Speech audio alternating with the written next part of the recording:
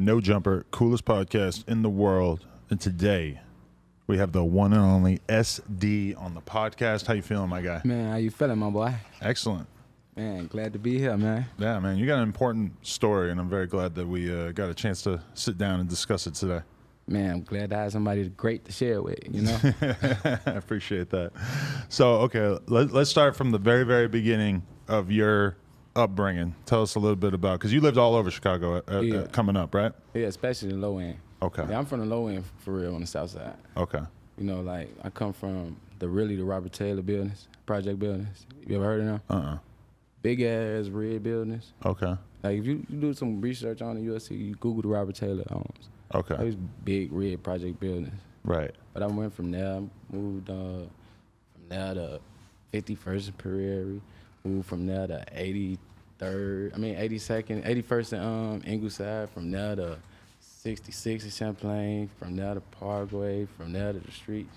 Your parents were just moving around a lot, or what? Yeah, because you know, like the projects got tore down in like I want to say the early 2000s. Okay. So like at that time you was forced to have to leave.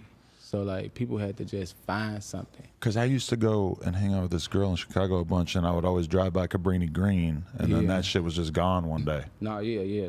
They still got little project buildings over there now, but it ain't the Cabrini Greens building. Right. That shit long. So all throughout like the last like 20 years, they've been doing just a lot of demolition of those projects and stuff. No, yeah, the whole low end is rehabilitated. Like the whole low end is They changed the whole low end up. Because now they're talking about they're going to do that to O Block, right? I heard of Possibly. that. I heard of something like that before. Right. I heard of something like that before, but I don't see it happening. Yeah. Yeah. It's kind of confusing. Like, what are you? They're going to turn into like more high-end homes, I would assume. Like, what happens to everybody? I could see that because you got the school right there. See, it's a school literally like what's the name of the school? I want to say Chicago, the University of Chicago. Okay. It's right there, right in the middle of all that. So I could see them needing to utilize that area for something like that. And you lived over there for a while too? Yeah. I moved in Parkway. I was like 12. I moved in Parkway when I was like 12, 11. Okay. I moved over there with my grandma. I actually got kicked out of my mama's house. Right. And I was in like 6th grade. And living in all these places, were you very much like seeing the street shit go on around you, and were you attracted to it and want to be part of it? No, see, my family, like, I have family that come from a certain type of street, a different set of streets of where I grew up at, where I really hung out at, I say. You know what I'm saying? Because like I said, I grew up all around Chicago. Right. But where I hung out at and chose to hang out at, the people, my family members is most likely, you know what I'm saying, gangster disciples, stuff like that. Okay. And so you were Stones and Moes, things like that. Hanging out with some other people who were kind of on the other side of shit, but did you realize that was going to be a thing? And was your family bothered by it? Yeah. My father was low-key. Right. So that's how deep the gang shit goes in Chicago, that even your dad gave a fuck who we were hanging out with? Yeah, because it was more so like a thing, I guess it was more so like a thing of why that and let's start of this, or why you hang out over there when this part of the family type of thing. I don't know. Does that seem crazy to you, or would you be like that to your kid? Nah, I wouldn't be like, nah, that's crazy. You right, it's crazy. I wouldn't be like that with my kid. Yeah. I let my kid do what he want to do. Right. Like, for example, I have a little brother. He chose to hang out. He was outside at one point in time, but I didn't stop him from hanging out where he was hanging out at, because at the end of the day, he need to make a name for himself. I don't need him, you know what I'm saying, trying to run around off my troubles or getting into the shit that I got going on because of me. So it was one of those things where I don't mind him doing what he did as long as he knew what he was doing. Right. Because he need to make sure he's straight, and then people know that he not the one to be played with either. You know what I'm saying? But I mean, it's just interesting that your dad was like mad that you were hanging out with certain people instead of mad that you were in the streets in general. Or no, that too, of course. Okay, but it was like at that time, like I got in the streets early. Like I said, my mama kicked me out. I started hanging in the streets, I want to say around 5th grade. Like literally, not like actually hanging out outside, like hanging out around like 5th grade. Like literally hanging out. I always been going outside, I'd say since 3rd grade by myself, from 3rd grade on up. Right. But around 5th grade is when I really started. this what I'm doing. You know what I'm saying? Right. I had my mind made up by then. When you think about your childhood, what was the music that kind of defines the shit you were listening to when you were in elementary school and shit like that? Shit like 50 Cent. Oh, really? Yeah, because I was the type of nigga that I always moved by myself. I told you, I moved around. I always moved from house to house. So, and then I was the only child for a while. So right. I kind of gravitated towards that type of music. You know what I'm saying? At the time of my life. Like I say, it was just the whole brand of the situation of just being by yourself and still having to have this foundation of like you moving with 100 niggas or more. But would you say that the average kid in Chicago at that time wasn't really listening to much like local music from Chicago? No, they went, man. Like I just did something with somebody, and I was just talking to somebody the other day, and I was just telling them, man, you couldn't, man, pay someone to listen to, even look at a person in Chicago music. Like when we first started, like getting a buzz with it, people weren't even really, like I said, it took the outside of our city, it took the outside of Chicago, like not our hoods, but outside our hood, to really start listening to our music, to make our hoods respect the fact that this is something that y'all should fuck with. You know what I'm saying? This is something that y'all should want to be a part of, at least support it. Because niggas used to look at us crazy because we used to be in the studio every day. Right. You know what I'm saying? They used to want you to be on the block. They want you to hang out. Because you hadn't seen anybody make it doing that. No, see, and that's the thing. And you could point to like a Kanye or a Lupe Fiasco, but they haven't been around our city in so long. It's like them type of artists, they don't, like our city, they don't come around our city and actually be involved with the communities or just be involved with the city in general. They haven't been involved in our city, I'd say, this, in the last 20 years. Right. Like I ain't, like my growing up, my only part of time I really came about really hearing about Kanye was when he was doing the thing that they had the battle, I guess, with him and, you know what I'm saying? 50 Cent, the album sales the battle, album sales battle type of shit. That's what put Kanye on my radar, to keep it 1,000. Even though we from the same city, but Kanye was never something that our city really, you know, nowadays, they respect him. You hadn't seen a street collective, never mind like a street artist, really blow up out of Chicago at that point, especially. And especially the fact that y'all were so young. That really, really like stood out a lot. And that it was just so violent and so aggressive and so like not giving a fuck about what the history of hip hop was or anything like that. It was like, nah, this is just, we're a bunch of badass kids and this is what we're talking about. I wouldn't even say that. It wouldn't necessarily say we was on some badass kid shit. It was just, we was feeling like we was grown. You gotta think about it, like I just told you. I was barely really taking care of myself at 12 years old, 11, 13. You might as well say I'm grown shit. I gotta find out how to eat for myself. I gotta find out where I'm gonna stay. I gotta do grown man shit at a young ass age. You know what I'm saying? So it's like we living as a, like, you know what I'm saying? We got a life as we like 40 years old, right? 30 years old. But you got to think about it, at that time, at that age, what bills is you paying? Right. You know what I'm saying? There's no bills you paying, so you outside more, you hanging out more. You're not really thinking of a financial situation for real like that. Of course, everybody mindset on, we gotta make some money or we gotta get some money at this, but at them days, come on now, man. Well, when did you start making music? What age? Me, personally, 3rd grade. 3rd grade, wow. Yeah. Just in the house? In the house. I always used to listen to music. Cause my mom used to try to keep me in the crib. She used to try to keep me in the crib.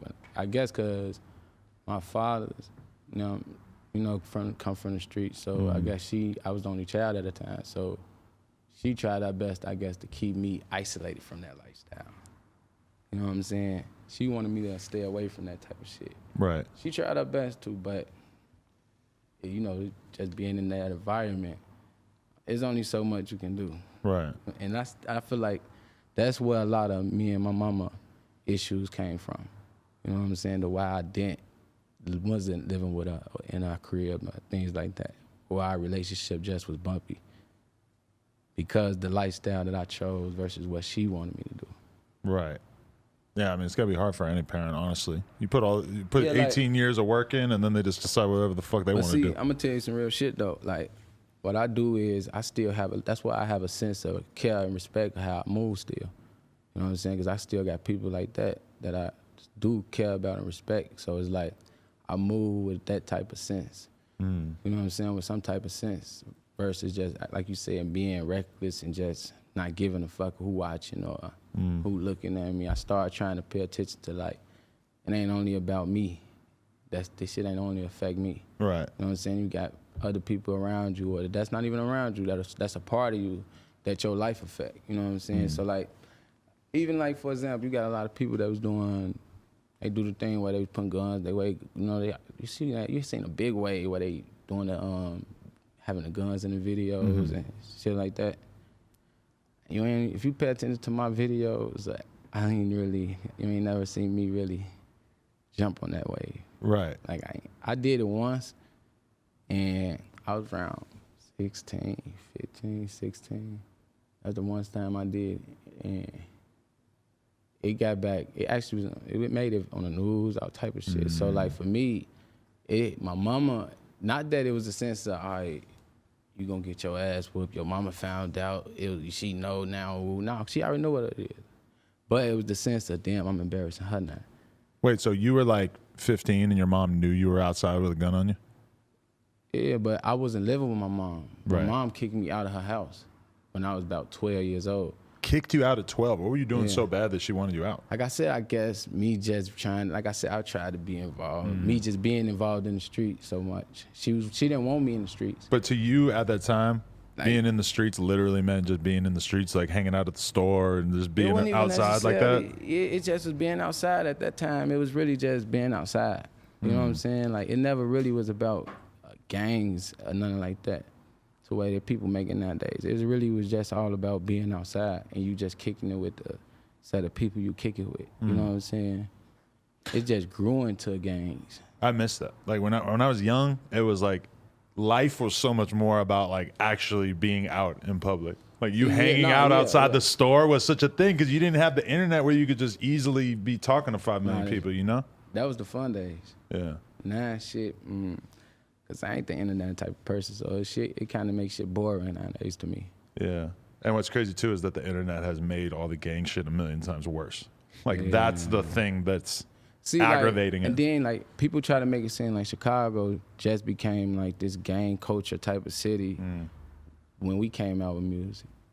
When it's like, Chicago been a gang city before music was ever a thought about out there, if you want to say it to me. Yeah.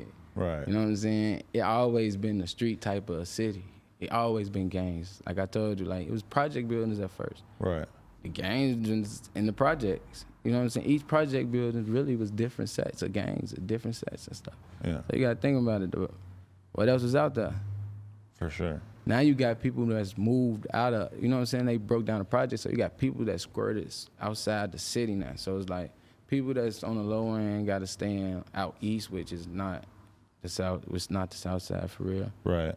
You know what I'm saying? You got people in the suburbs, south suburbs. That's not the city for real. They're not out south. It's not the city. You know what I'm saying? You got a lot of people that moved out to these outskirt areas.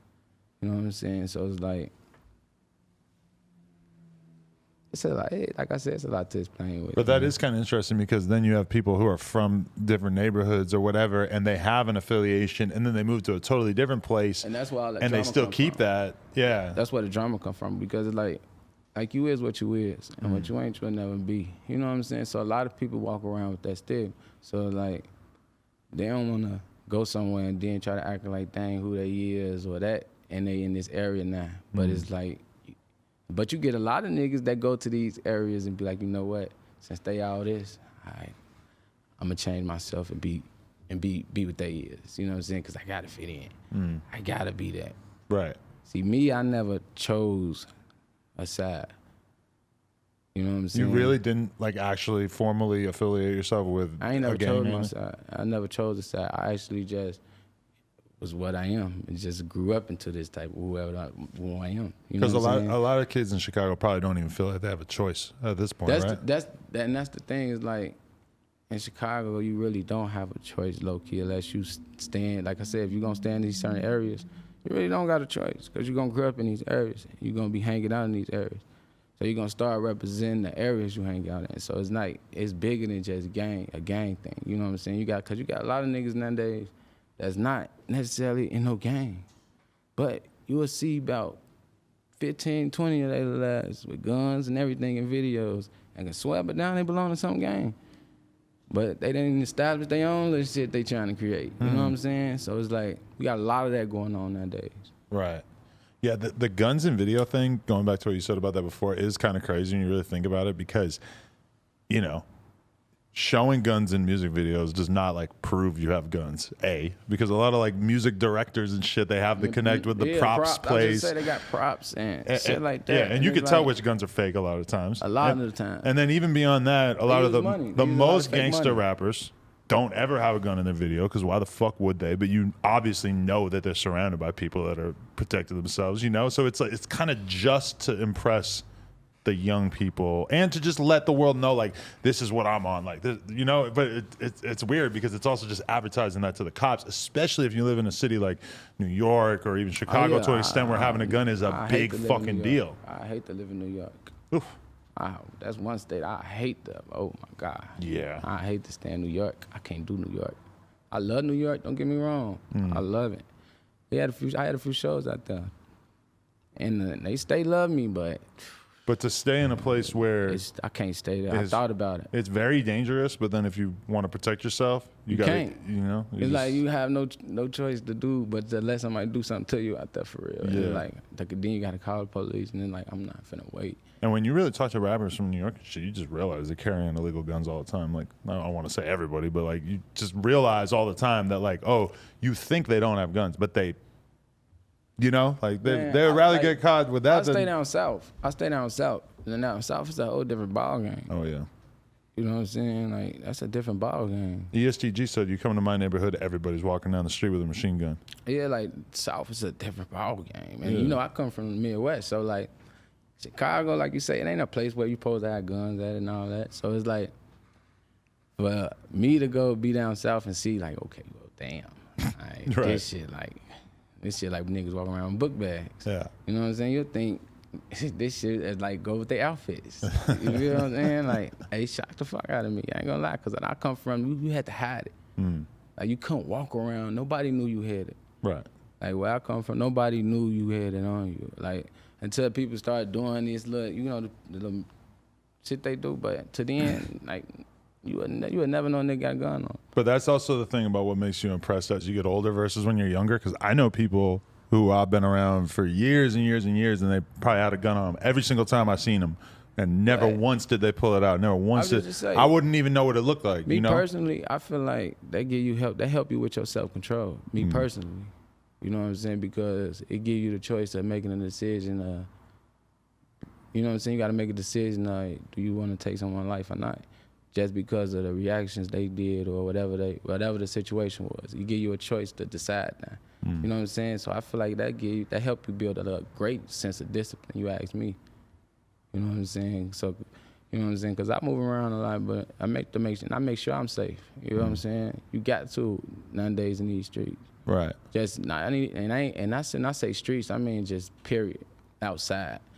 When you walk outside your house, because 9 out of 10, of course, most people do legally have guns to protect themselves and their home. Right. You know what I'm saying? So I feel like when you walk outside your crib, it's a different ball game.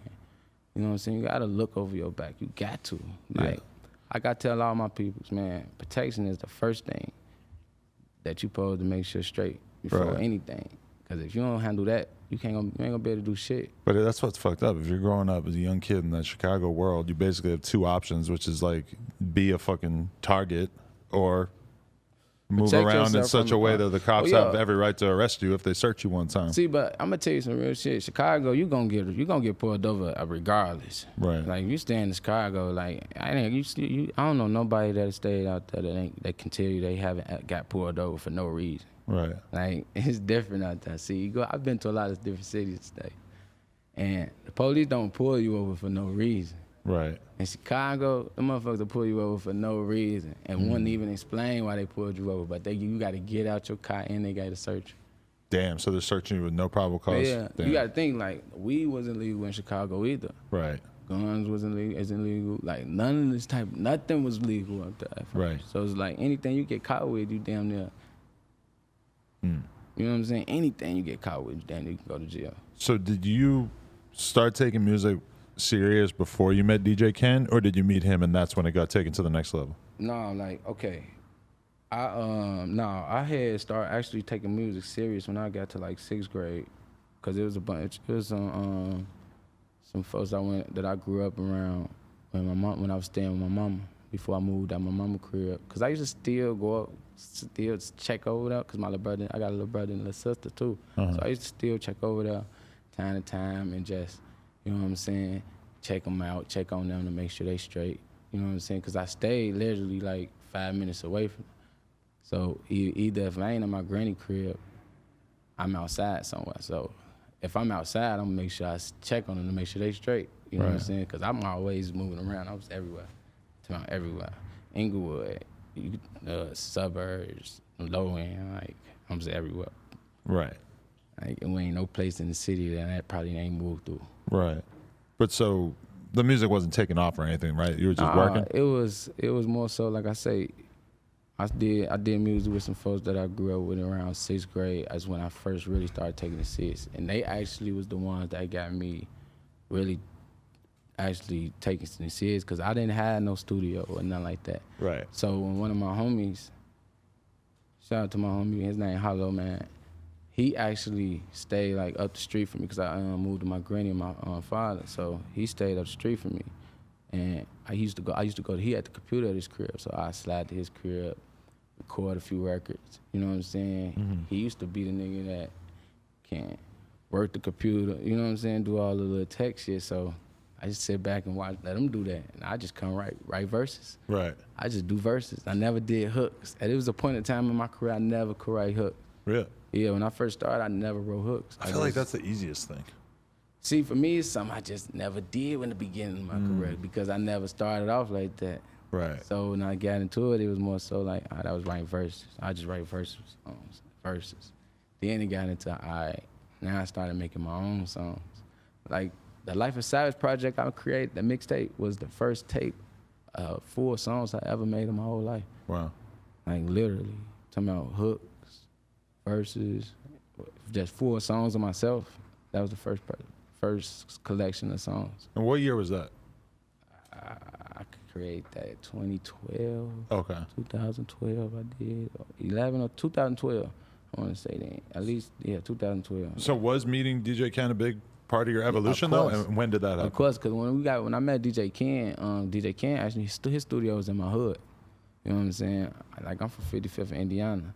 And his studio was like 2 blocks up the street. And when you met him, did he have a reputation? Like, this guy's kind of cool? Or yeah, because like I say, he was fucking with Keef. Okay, so he was, so you already knew about Sosa before you met him? In a way, because like I said, we come from the same area. Right. So like, I heard of him, but we never really met each other before, for real. Right. I just knew people that was from where he was from. You know what I'm saying? So when so it was easy for us to meet, basically. Right. That's how we actually met in the studio. At DJ Ken's studio, because some of my folks had a session that day, and I went in the studio with him, and Keef happened to be there, because Keef was DJ Ken. They was real close. You know what I'm saying? So. And how was DJ Ken's English at this time? Because wasn't he like straight? I ain't gonna lie, it ain't never been too bad. Oh, okay. Because I felt like he hadn't been in America for that long, right? He had just got to America, and like I say, he was in there about 5 years. But isn't that one of the craziest things when you think about the whole story of fucking you guys coming up and everything? Is that you met this dude who kind of created like the definitive sound of this place, who was just not even from that place. He was a huge fan. Obviously, he had a lot to offer musically, but that's just so interesting. That's why I got a lot of respect for him still to this day. Like, I even try to hit him up down, even to this day, try to check on him just to say what's up at least. I used to see him at parties and shit all the time back in the day, but I was kind of thinking while we're doing this. He used to come out to LA a lot. Yeah. I don't know if he still do. I haven't heard from him recently, but okay. He used to come out to LA a lot. Right. So when you look back at that time period, though, like he was mainly the main main thing that actually helped us do what we was doing. Was he making beats that sounded like drill beats before you guys even came around? Yeah, like Ken was doing everything. He started learning how to make videos because we needed a cameraman. He started learning how to make beats because we needed beats. He was engineering, you know what I'm saying? So he did everything we possibly can think of to help us do what we need to do. You know what I'm saying? I don't feel he get a lot of credit though, but he should. Because I mean, you know what I'm saying? I don't feel like he get a lot of credit for his work he put in, but that sound kind of took over the world in a lot of ways. He's amazing. Like he's basically the man. Without him, it probably wouldn't even be the situation. But do you remember like getting in the studio with him and realizing like, holy fuck, he's making these crazy, hard, intense fucking drill style beats? It threw me off once when I came. Really? How is you sitting here making this type of music, man? Right. You're not even from here. Right. It'd be different if you was just staying in America. He actually not from America. Right. And for you to move to America and learn this type of culture that quick, it's like you really was focused. You know what I'm saying? You had to be really damn dedicated to sit here and goddamn it figure this culture out and actually make it make sense. Do you feel like that the sound that he was fucking with kind of made y'all go in a more harsh streeter version of yourselves? Like it kind of inspired it because those beats are so just so intense sounding, so fucking stark. Just actually working with him, because I actually, like we used to actually stay with Ken too. I stayed with DJ Ken too at a point in my career. Right. Like I said, I was staying, like after my mom kicked me out, I kind of really was all over the place. You know what I'm saying? I kind of was all over the place. Right. Like to a point where I was sleeping in trap houses, did this, like anywhere where I can just sleep comfortably or I don't go to sleep. I'm up all night. And were you dreaming of just like making it as a rapper? Or? No, I never, to be honest with you, this never crossed my mind as something like, I was so focused in just being in the streets. It was just, I thought was the only thing we had. Were you getting money at that time? Yeah.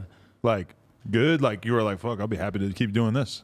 Nah, I wouldn't say that, but I was on the way to do that. Right.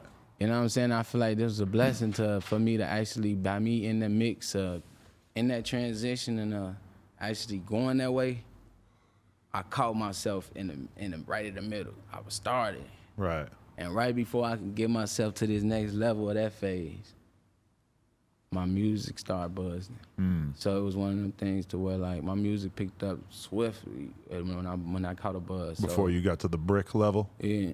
So it's like he just says, yeah. Hey, you did. Nah, I know what you're talking about. You did. You know, because it's like you're fucking around, you're nickel and diming, and then it leads you to the big money, but that's when you're risking the 20-year bid or whatever, yeah, you know? So it's like before I can get to that stage or do anything like that at that level,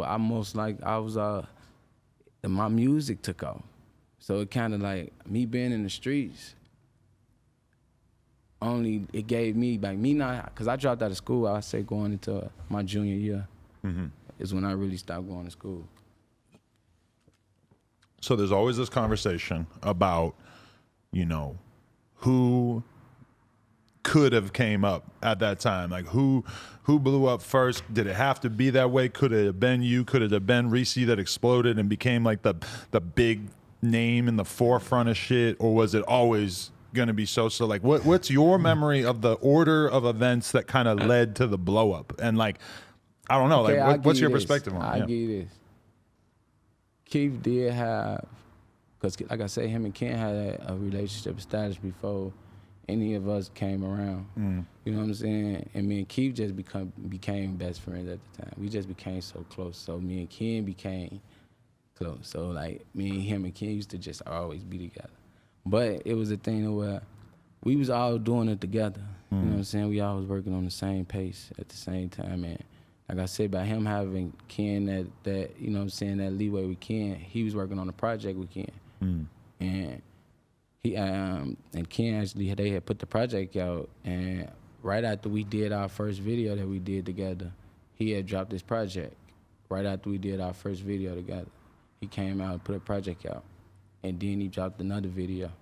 So it was like, that was like probably the second video that we ever came out with in our whole careers. But at that time, like I say, after our first video, we had already started catching a buzz. You know what I'm saying? We got people at our school started seeing that we was dropping music and shit like that. So then he came out with his mixtape, and he caught a big, huge buzz. You know what I'm saying? That he dropped his mixtape, and then he dropped this video, and another video he did, and it just, cause he dropped his project, so you know, we just, you know what I'm saying? I'm helping him, I'm supporting him basically on what he doing with his project. Basically, I'm just gonna support him now. I ain't forcing myself to put out more music now because we did the first videos, did what we did to see if we could put out this shit. We did that. Now you want to drop a project with Ken? Me being your dog, I'll hold out real quick, let y'all do what y'all doing. I ain't gonna try to force myself to do something at the same time. You know what I'm saying? So I was on the bridge of just, all right, I'm gonna hold back a second. And by I did that, shit, probably a good thing I did, and then we weren't sitting there stepping on each other's toes. He was able to get the attention he needed. You know what I'm saying? Right. Because we both weren't sitting there trying to clog up the lane, you know what I'm saying? And that was the good thing about our situation, too. We all understood how to play team ball. You know what I'm saying? That's really what helped us out, too, because we never really had proper management with that situation. But it's interesting because as an adult, do you look back at it and think, maybe I should have been a little bit more selfish?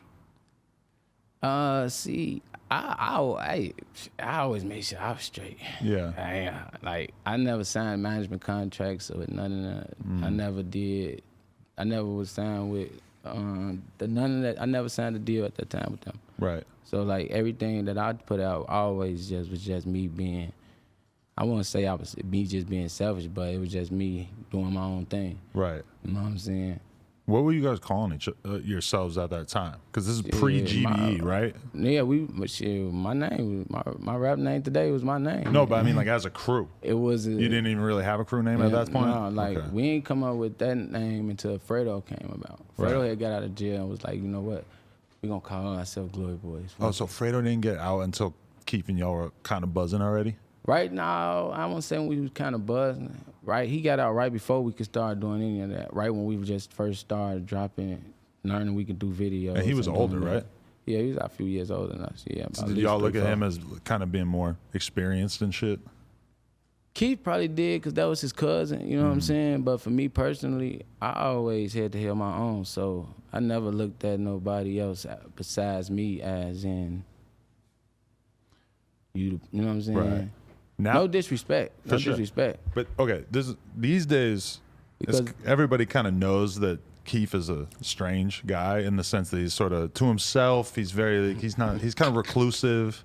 He's definitely not like the biggest talker. Yeah. What was your perspective on him at that time when you guys are like best friends? He talked to me, shit. Yeah. I feel like he talks to his friends a lot. No, he don't, like, nah.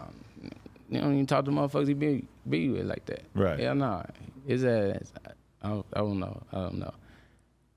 I just don't know, man. You knew he was a different kind of guy. I wouldn't say he's different. He's shorty smart. He ain't as slow as he seemed to be.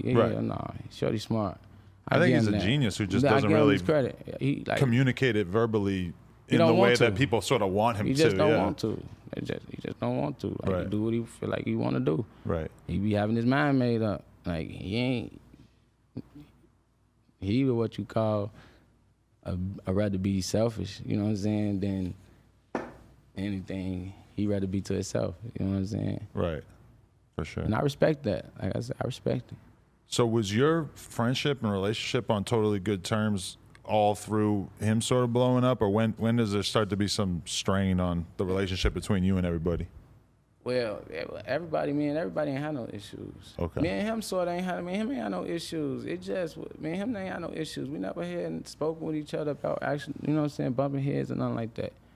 Man, I don't know what it is with between me and him, to be honest. You gotta really ask him. I thought you said it was when it was proposed that there was gonna be like a label and he was gonna be sort of the leader of it and you were gonna be his artist. Nah.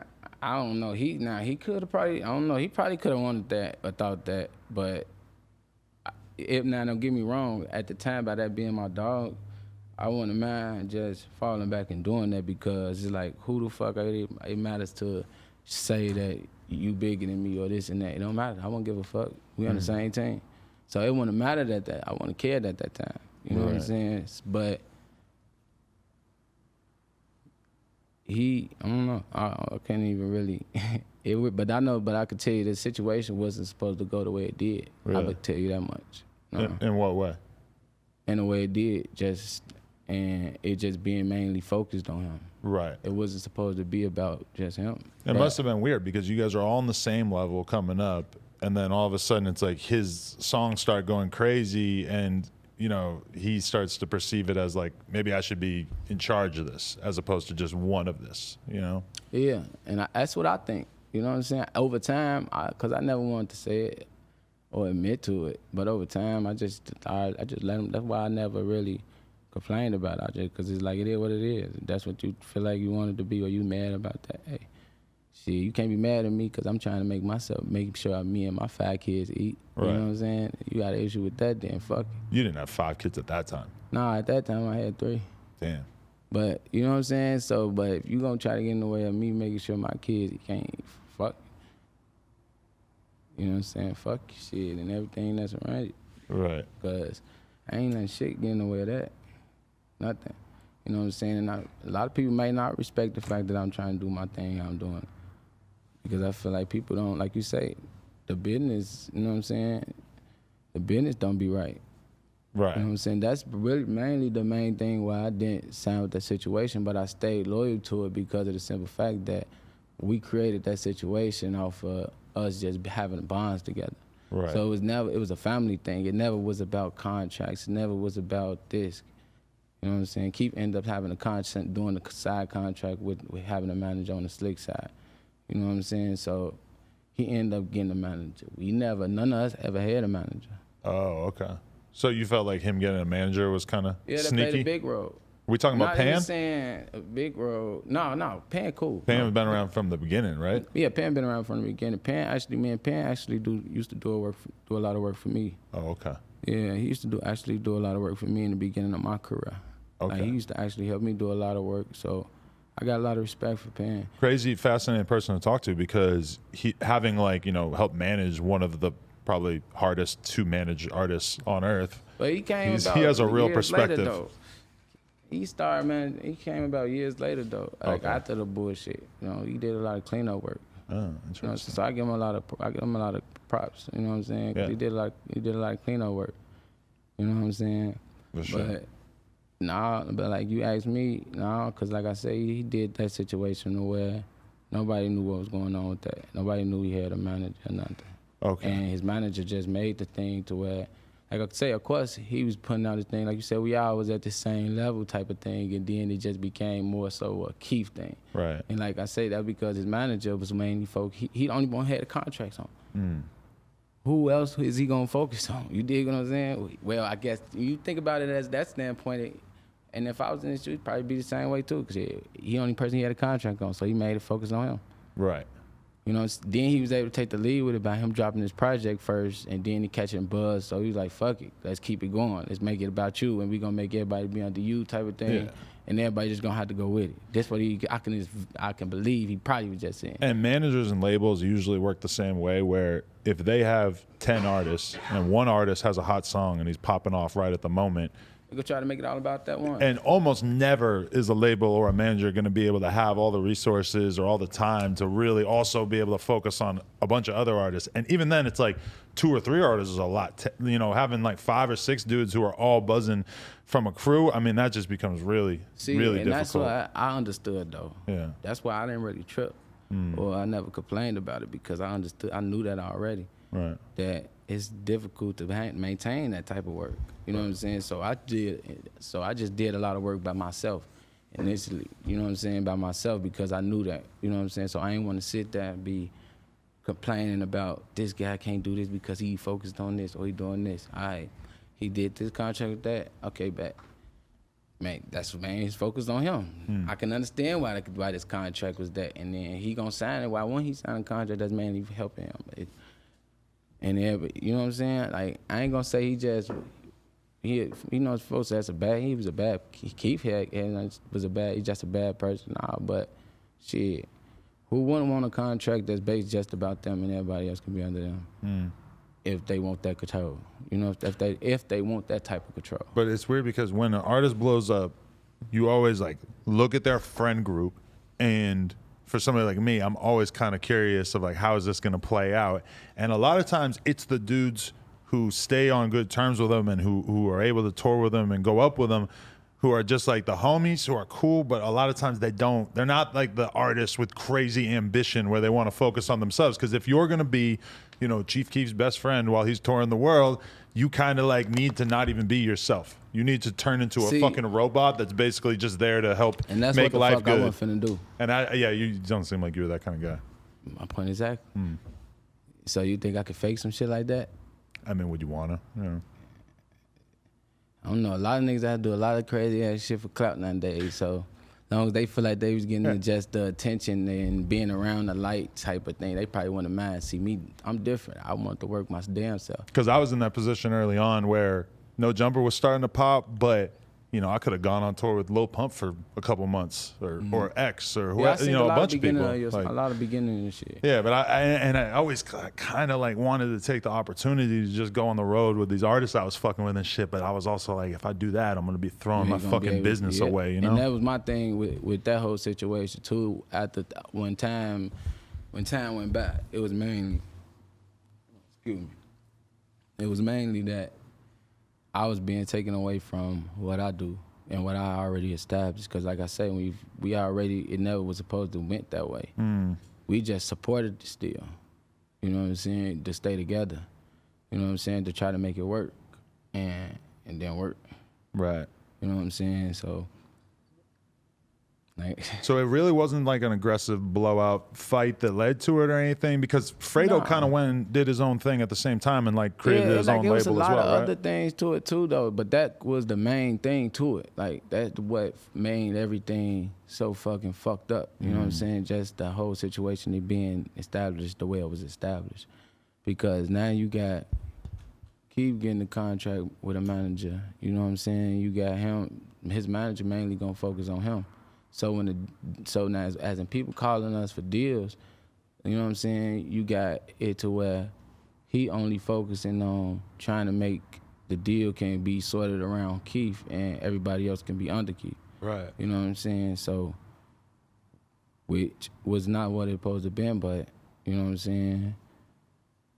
We tried to play along with it and try to deal with the situation, but that became an issue too, because that was something niggas never wanted to do. And now we playing a role that, like you said, you know what I'm saying, we trying to fake some shit that we can't play. You know what I'm saying? Especially when it started out so real. Exactly. And you're literally like standing on corners together, and then all of a sudden it's like, do I want to just sort of hang out? Now I'm just hanging out now, and then it was like, it got to the point to where, you know, you got shows being booked, and then you got shows being booked, and they actually want all of us to come.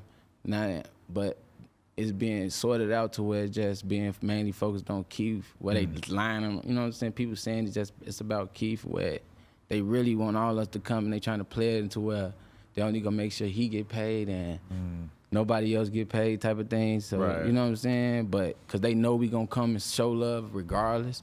You know what I'm saying? So that played a major part in it too, cause we stopped going to shows. It stopped us going to a lot of shows. It stopped a lot of things going on. You know what I'm saying? Because of that. Like I say, the bad management that was being displayed in the beginning. Interesting. Yeah, so, okay, you kind of decide to go your own way. But I feel like the thing that would be nice if you could just do your own thing, but the fans, they want answers so bad, right? Yeah, see, and that's why I personally never sat and been doing interviews, because it's certain things that I just don't want to talk about with anybody. You know what I'm saying? I think it's good, though, because once you put it out there, then the fans can at least like have something to point to and be like, look, this is what happened, you know? Otherwise, they're just going to play fucking fantasy, make-believe. They never heard none of this. Really? None of it, ever. You've done other interviews, though, right? But I never spoke about nothing that we talked about. Oh, really? Shit. I appreciate it. No problem, man. I mean, you're a part of like a big part of history, really, because so many Chicago artists I talk to are... You know, when I talk to them, they're just 100% a product of having came up looking at y'all. No, yeah, they show us a lot of respect in the city. Like, we get a lot of love in the city. But then you get the hate because you got people want us to move out the way. But also, even when you talk to the ops, quote unquote, I'm not sure if they're your ops or maybe they were at one time. I don't know how much you give a shit at this point. I mean, nobody can deny. See, but that's the thing, what you just said. What? Who could give a fuck at this point? It seems silly to you now? Yeah. It's just a shit, wasting my motherfucking time. Now, situation in my face, yeah, that's different. But me just, like, come on now, man. That shit wasting my motherfucking time. Right. Like, that shit ain't important to me, man. Because people probably, like, some percentage of the fans probably want you to still care about and be the same person that you were when you were 17. Yeah. I don't see how. When you go through so much shit, you know what I'm saying, you gonna change. Right. And a lot of people don't understand that. They really think you're supposed to stay the same through everything. Man, every time you go through something, you're gonna change. Right. Regardless of the situation, whatever it is, financial, relationships, whatever, it's gonna make you tighten up for the next situation. You know what I'm saying? You leave out of one fucked up situation, you're gonna go in the next one prepared and ready and learn. You know what I'm saying? The best thing to learn from is experience. That's what I always tell folks. Experience is the best teacher. Right. Like one of the best. That's why, like, when you talk about, you know, your mom wanting you to stay in the crib and not wanting you to be outside and shit, think about why. It's because she learned all these lessons in her life, and she wants you to not have to learn them the same way that she learned. But then, meanwhile, that's just not how kids are. In reality, kids want to fucking figure shit out for themselves, you know? Yeah, not even that. It ain't even that. I feel like it wasn't that I just wanted to figure it out myself. It was the fact that, because like I said, me being in the streets really never was me just, I want to go gangbang, so let me see what gang I can go.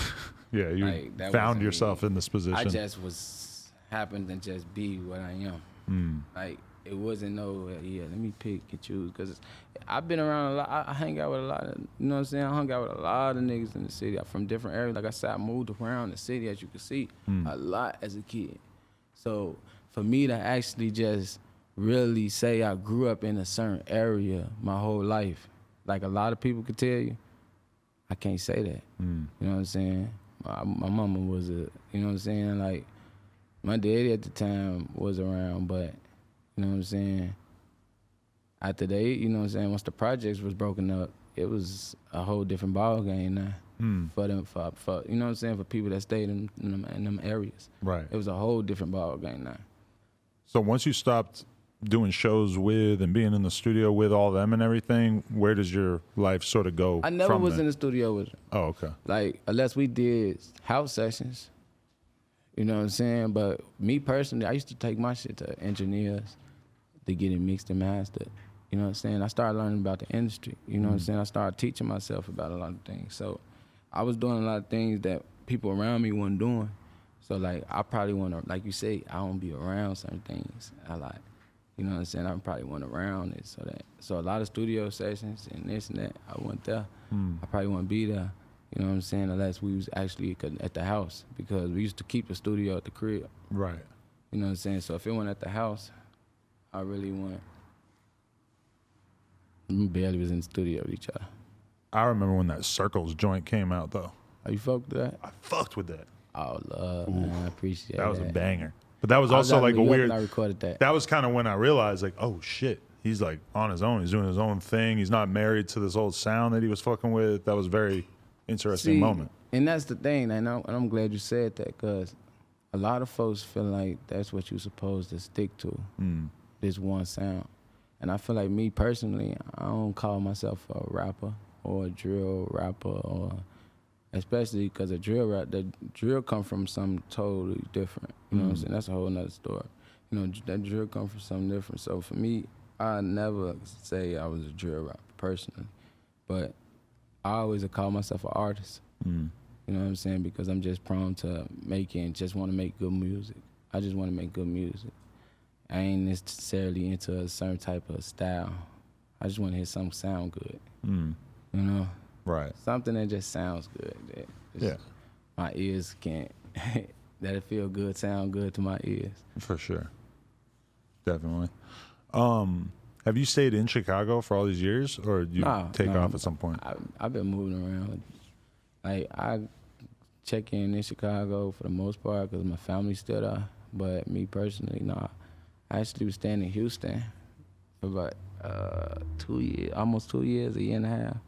I staying in Houston, and I actually been in Atlanta the last a year and a half, 2 years. Right. I've been staying down there. But in the midst of them years of me being in Houston and Atlanta, I've been in Chicago other than that, if I wasn't traveling.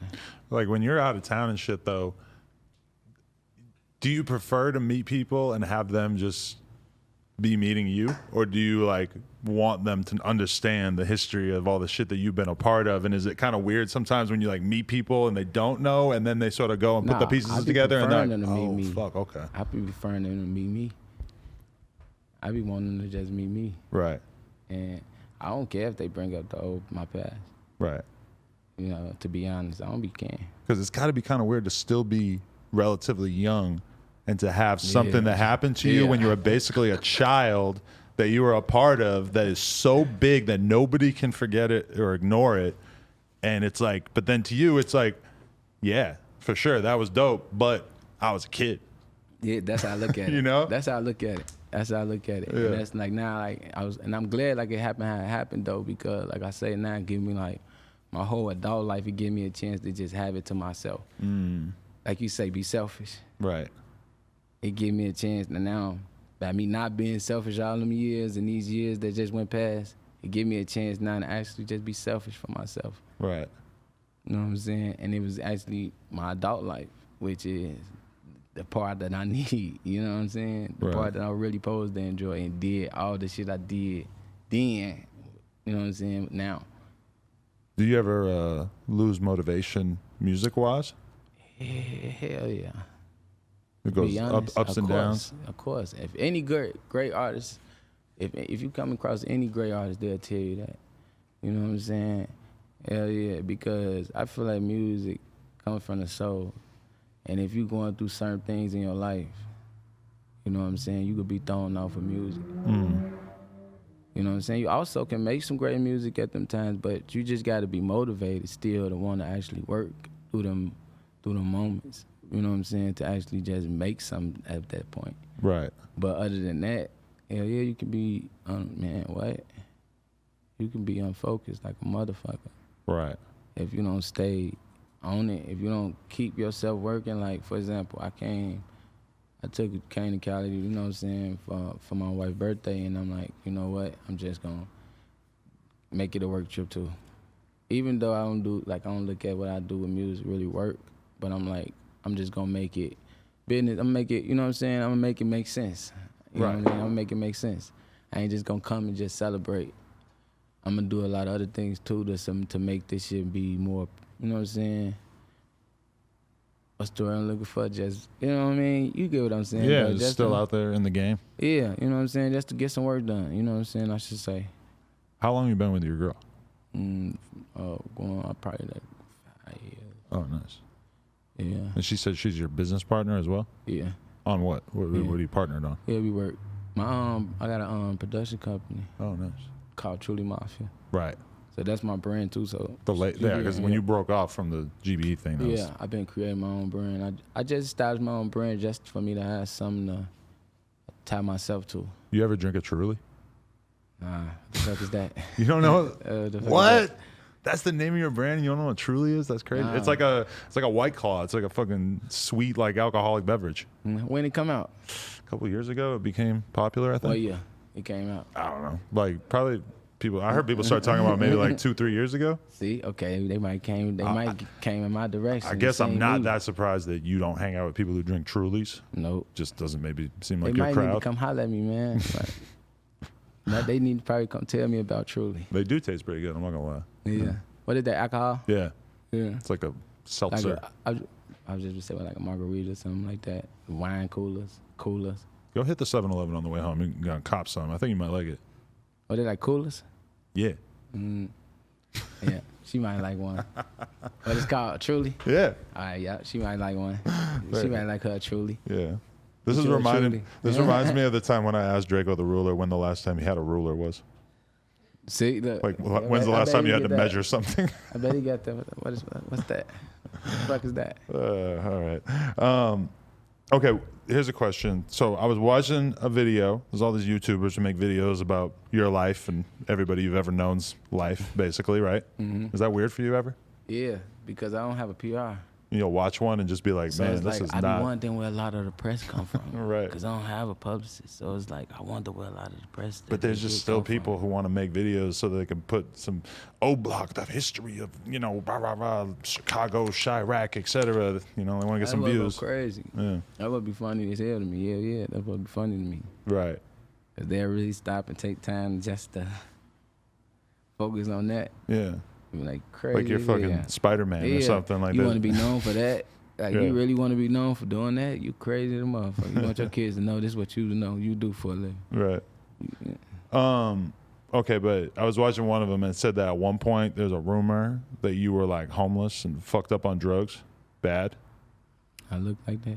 Not now, no. But was there ever a point where you were down bad? Hell nah. Yeah, when I was a kid. Oh, okay. But not since we came to know of you? Nah, not since I did music. Oh, okay. And since I've been rapping, nah.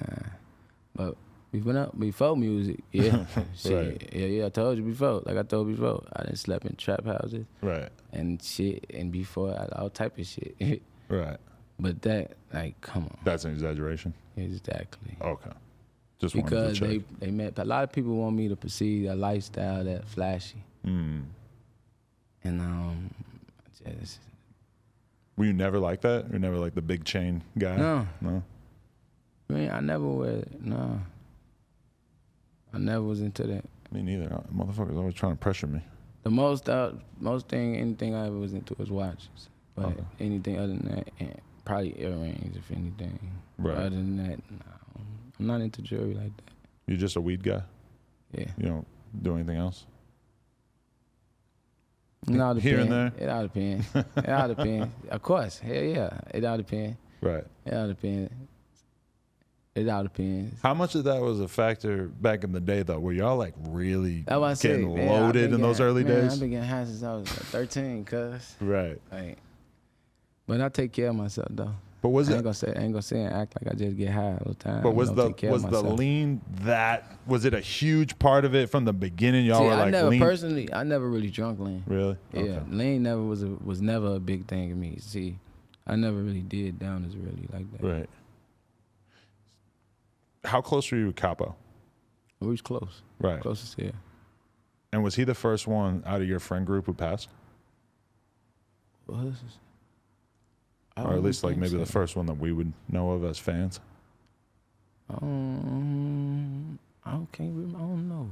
Like, bro, we didn't know so many people. I know, it's insane at this point, but I was just thinking. I would never think it happened, but. He might have been the first one.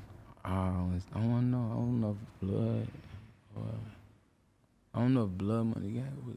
Oh yeah, the Blood Money too was right around then. I don't know if he passed. I think Blood Money was after that, if I remember correctly, but I don't know. But I can't remember. But I know that it was both close. They both passed away at the same time. Right. They both died at around the same time. Were you still hanging around at that time, or was that after you kind of left? Yeah, no, I wasn't. At that time, like we was kind of. We wasn't even probably chilling outside type of shit. Nah, right. Hell no. We was too big to chill outside. Uh-huh. Every motherfucker body didn't know we go outside and be. Even when we moved on the up north on the other side of the city, it's like they used to still know we was over time. Right. From the police to the people in the neighborhood, they come ring our doorbells and shit.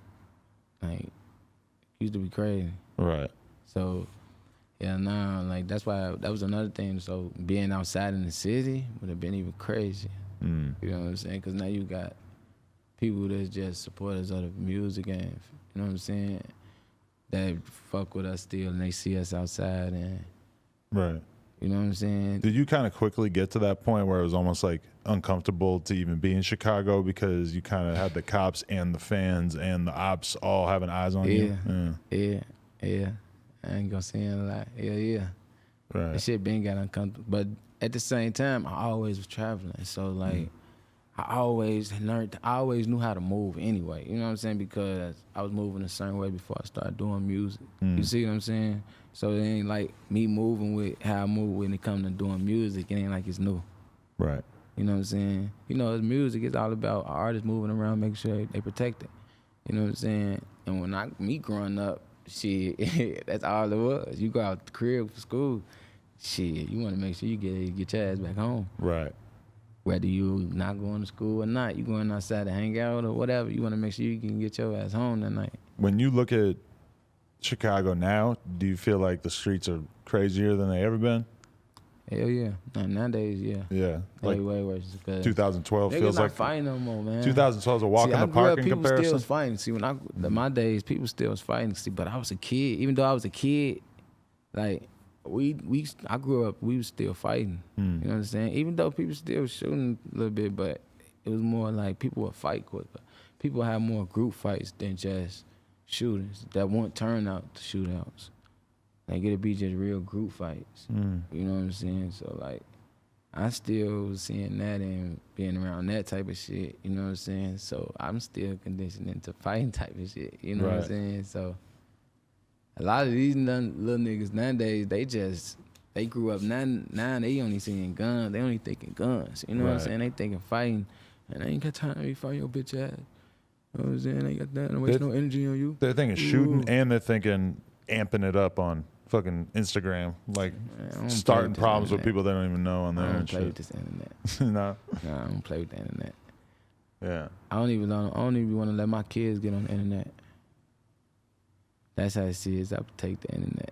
Like I don't even want to let my daughters get on TikTok or none of that shit. I don't be wanting to let them get on nothing. Yep. I got a friend whose daughter got on TikTok. She's like 12 or something, and all of a sudden he's figuring out that she's in the DMs on TikTok. See, yeah, like you know. Then they get into all the other shit, and then people don't know they this age, and they just talking, and hell no. So much bad shit that they're not ready for lurking around the corner on there, you know? Yeah, so. I think you can have like a kid's account on TikTok, though, I think. I think I was hearing something like that. I think like, I heard. Doesn't have like DMs. Something like that, don't they? You can't see certain content, which that's pretty cool. I don't know about it, though. Hell yeah, fuck that. Yeah. But I be letting, like, I let them do their little pictures and things like that with their little filters and shit. Right. Make their little videos. You're only going to be able to keep them off social media for so long because at some point they're just going to figure it out. Yeah, my thing is just making sure they condition for it. Yeah. If anything. You got to give them the proper warnings and shit. Yeah, I just want to make sure they condition. If anything, I just want them to be conditioned for it. Right. Did you know Vaughn back in the day? Nah. No. No, I ain't never knew Vaughn. Okay. No. Just curious. I know you've been around for a long time.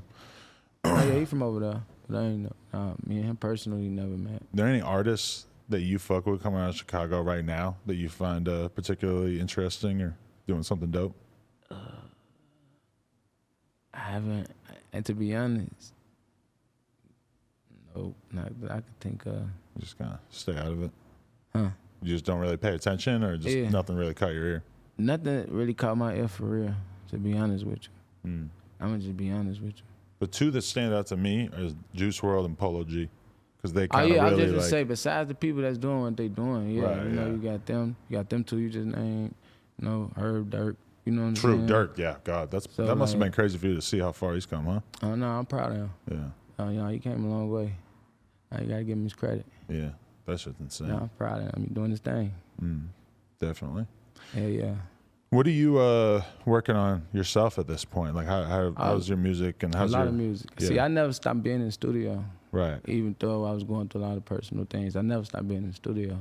See, I was really elaborate, so I wasn't hanging on the block no more. Right. You see what I'm saying? See, I stopped hanging on the block, and my time started being going to the studio. Right. So I got a studio in the crib, so I really keep myself recording that way all day, every time I need to record.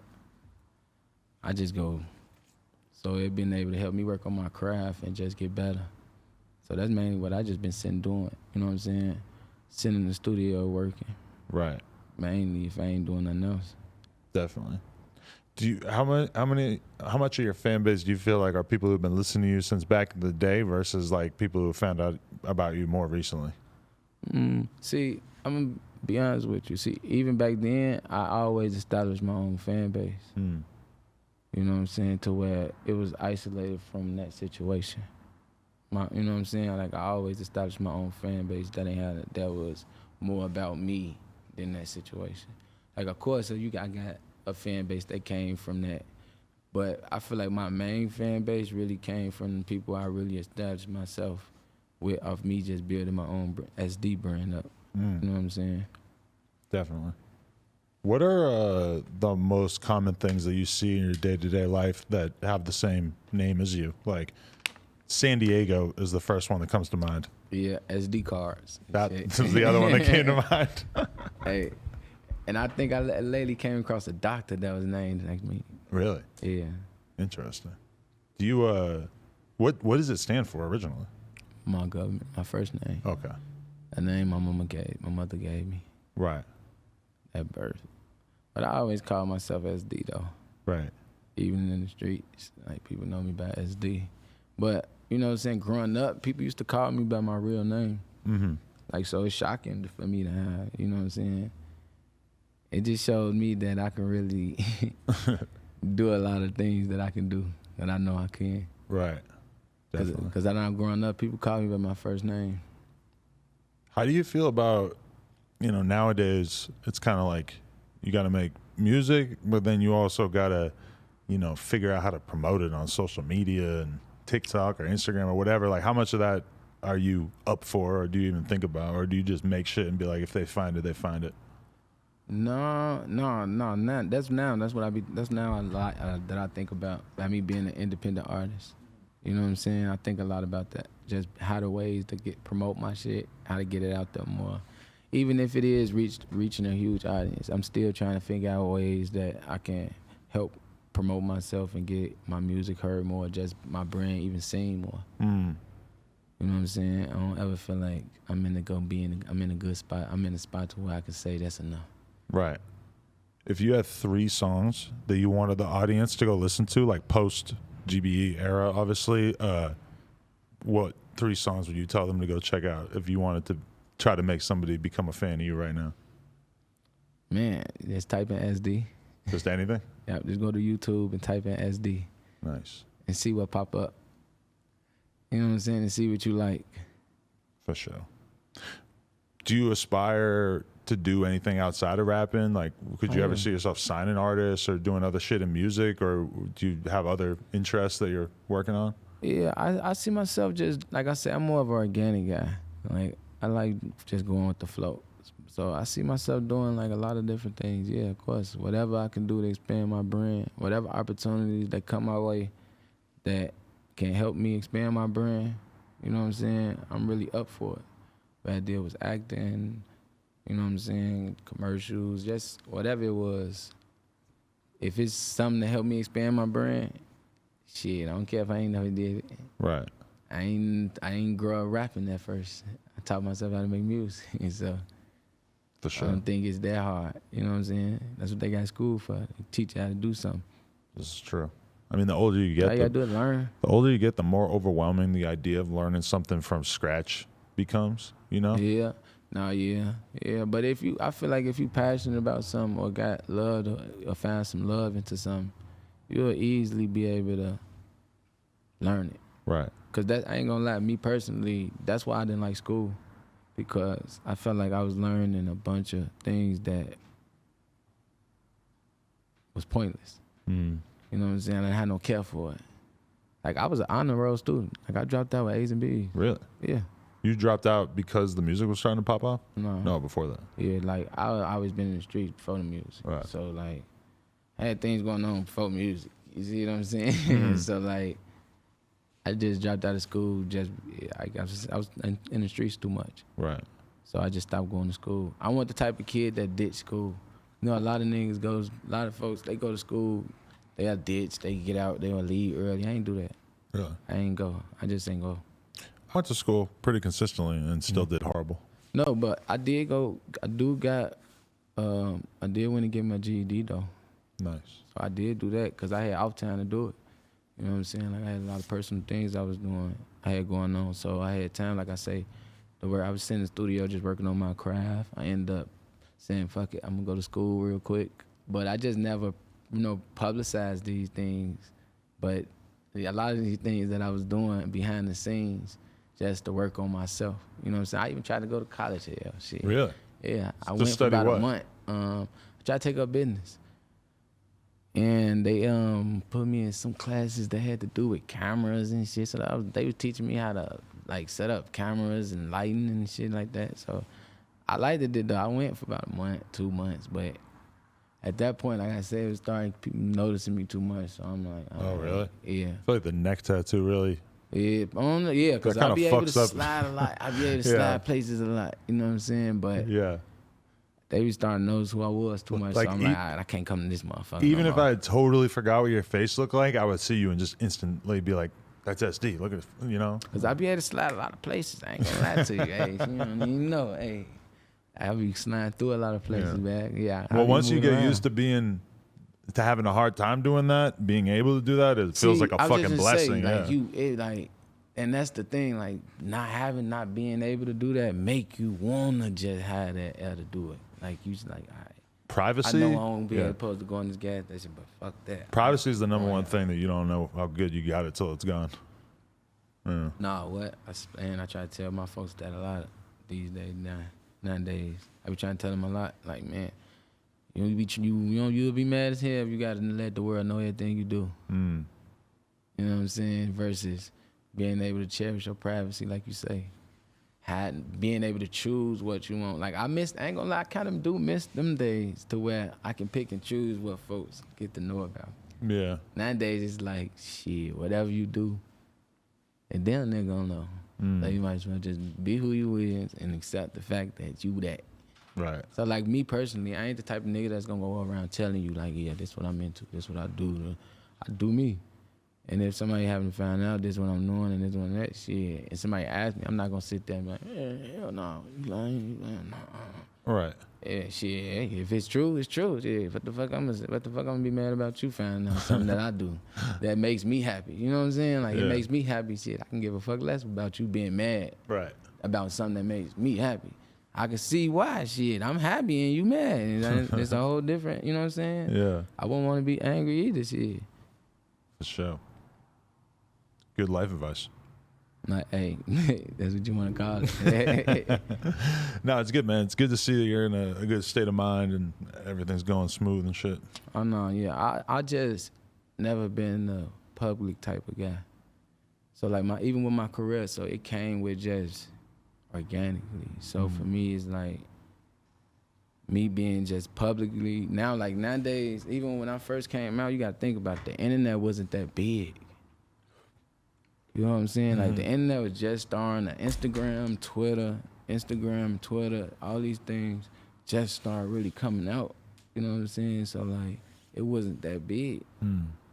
So like you ain't really had to go on Twitter and Instagram at that time really just to be like, all right, what's going on? Yeah, like if you had told somebody at that time that like as a rapper you need to post every day, people would have been like, what the fuck? I gotta be posting a picture. People might not day? do that shit today. Yeah. They probably wouldn't do it today. Nowadays, it's like, oh, no, you got to post every day. You yeah, post stories and then every motherfuckers day. be mad as hell because they're like, damn, I forgot I got to post. You know what I'm saying? Because that's like, I go through a lot of that. Like, damn, I forgot I got to be on the internet. I got people that want to see me. I got to post something. I got to do something. Even though you still got to be active on it. Sometimes I'll look at my Instagram and I won't have a story, and I'll just feel like, oh, I'm fucking up. See, yeah, hey. Like, you didn't post anything for 24 hours? Like, what are you thinking? I just said that to myself, too, the other day. I just sat and told myself that, like, damn, bro, you ain't post nothing like a couple days, at least on your story, nigga. That's crazy, right? Post something. Just post something, because people want to see you. We hold ourselves to that standard for no reason? Man, but they don't, but this the thing, a lot of the audience, people in the audience, they don't understand how much work that is, but how much energy that takes out of people like us that gotta be in the public face every day, all the time. They don't know how much work that take out of us. They think, oh yeah, y'all just get rich and live the life and do what you want to do. No, motherfucker, we put in a lot of work to get in the place that we trying to get. You know what I'm saying? This shit ain't just come from nothing. You know what I mean? That's why like they don't understand like. When they hear every you know what I'm saying, interview or this person and this person will say, they hearing somebody's story, you know what I'm saying, on how they was able to get to where they was had to go. Yeah. You know what I'm saying? But people, I think, miss that. Sometimes I'll be talking to a kid though, and I'll realize that he's watched a ton of my interviews, and that he's smart enough that he actually is like learning shit actively, and like there are mistakes in life that he's probably not gonna have to make because he's seen me interview enough fucking people who drank a shitload of lean that he knows he don't want to drink lean, or he's seen me interview enough people who got killed on some gangster shit that they realize that they don't want to go down that road or whatever. And I'm like, damn, that's pretty crazy that a kid could like learn a lot from just watching this shit, you know? Nah, yeah, that's man, bro, but that's one thing where I was able to be blessed at. Like, I was able to learn at an early age. Like I told you, I always was smart. I just wanted to be outside. Right. Like, I didn't want to be in a house. It wasn't necessarily I wanted to just be. I didn't want to hang out on the block and on the corner. That's just what it happened to happen. Just what it was. It's just how I hung outside, because you got to think about it. When you hang outside, where else you going? You don't want to sit in somebody's front of somebody's house. You know what I'm saying? Somebody don't want you sitting in their front of their house. So where else you gonna go if you outside, staying outside? You gonna move to the corner that nobody stays at. You know what I'm saying? So people think people just posted up on the corner because they just want to be on the corner. You know what I'm saying? And of course, you got a lot of niggas that post up, do what they do, whatever the fuck that is. You know what I'm saying? Whatever the fuck, whatever. You know what I'm saying? But for the most part, where else the fuck could you hang out at? You know what I'm saying? They don't want to let you hang out at the school parks. They be open. You know what I'm saying? They don't want to let people hang out at the places. So where the fuck else could you go? You try not to be disrespectful and hang out in front of somebody's crib. You know what I'm saying? Because if you could, we motherfuckers just post up in front of somebody's shit if we want. You know what I'm saying? But then that become an issue, right? Because now you see, like, you got all these people hanging outside your crib. You know what I'm saying? You got all these folks just hanging outside now, hanging on the crib. Where they gonna go? You know what I'm saying? A lot of these folks can't work or don't work or shit. They just need somewhere to go. This is what they know. You know what I'm saying? Yeah. I mean, as an adult, when I think about just like hanging out outside, I'm just like, fuck no. Like, why would I ever want to put myself in a situation where I'm that exposed I'm in the crib with my kids in my studio working on music, man. That's what the fuck I do nowadays. Like, I could give a fuck less about posting up on the block. But But my people will tell you, I don't, man, hey, you want to come kick with me, you got to come where I'm at. You know what I'm saying? Like, I'm not trying to impress no motherfucking body in the hood. I know where the fuck I come from. You can't make me feel no type of way about me want to be back out there. You know what I'm saying? Why would I fuck what I want to continue to struggle? And this ain't no disrespect to nobody that's going through anything. You know what I'm saying? It's just, why would I want to continue to struggle if I could keep putting myself in situations to grow my career or just grow in general? You know what I'm saying? Like, I know what that had to offer me. I know what that was, you know, like I said at a point, I thought this was life. You know what I'm saying? Just being in the streets. I thought that's all life had to offer. Shit. You ain't think about, like, because at that time, you got to think, people think you're supposed to just play sports. You know what I'm saying? Or you going to go to college. You know what I'm saying? Or you got to go to college to do something. And that. Me personally, I didn't have that type of help to do those type of things. So if I was going to do that, I would have had to do it myself. And I ain't care about school that much. You know what I'm saying? To want to go do that. Definitely. Okay. What are you working on right now? What do you got coming through that you want to tell the people about? I got a lot of new singles I'm finna drop. A lot of new videos I'm finna drop. I just been, like I say, I got a project I'm working on with this producer / DJ back in Chicago named Meal Ticket. Oh, nice. Man, I'm working on a tape that I'm putting together. Then I got an EP that I'm working on. I'm gonna drop the title in a minute. But I got a lot of shit I'm working on. I'm finna drop before the summer hit. Fire. Yeah. See, I came to LA and brought my video man with me, my photographer. Nice. You know what I'm saying? My business partner, my wife, we all came down here, get some work done at the same time. I celebrate our birthday. You know what I'm saying? That's dope. Yeah, man. But it's very good to see you enjoying the simple shit in life. See, like I said, I had to get back to that. Yeah. You know what I'm saying? That's what I was missing. You know what I'm saying? That's what, doing this shit, you'll get lost from that. Definitely. Yeah, I appreciate you coming through for the interview and everything, man. I appreciate you for having me. Yeah. Man, I appreciate you for having me on here, man. I'm excited to see what people say. They they gonna talk anyway, man. Yeah, no. They gonna say all type of shit. Watch. Whatever. I'm a comment reader. Maybe you're not, but that's the thing. I'm not, because I know they gonna talk shit. Something. I know. CB ain't gonna lie. I get a lot of great comments because a lot of people fight for me because they know I ain't finna sit there and stun and shit. Okay. So they fight for me. Right. You know what I'm saying? I appreciate y'all too. Yeah. You know what I'm saying? But I don't be into the comments. But I sometimes scroll through every blue moon. Right. And probably fuck with somebody that says some stupid shit just to play with them. Right. You know what I'm saying? Just because I know they want attention, so I try to help out a little bit. Well, let's see, guys. Down in the comments, if you drop something really good, maybe you'll get a response. Oh yeah, from you or me. Who knows? Oh yeah, that's what I say. I be scrolling through every blue moon, and I'll check out and comment to a motherfucker that say something. Right. You know what I'm saying? So comment. Comment, motherfucker, and like button that shit. Oh yeah, like it too. Gotta like it. Oh yeah, they gonna like it. I appreciate you, man. Thank you so much. Oh, no, I appreciate you for having me, man. SD, No Jumper, coolest podcast in the world. Check us out on YouTube, TikTok, Patreon, Instagram, all that shit. Like, comment, and subscribe. NoJumper.com if you want to support. Yep. Appreciate you, man. Mafia, man.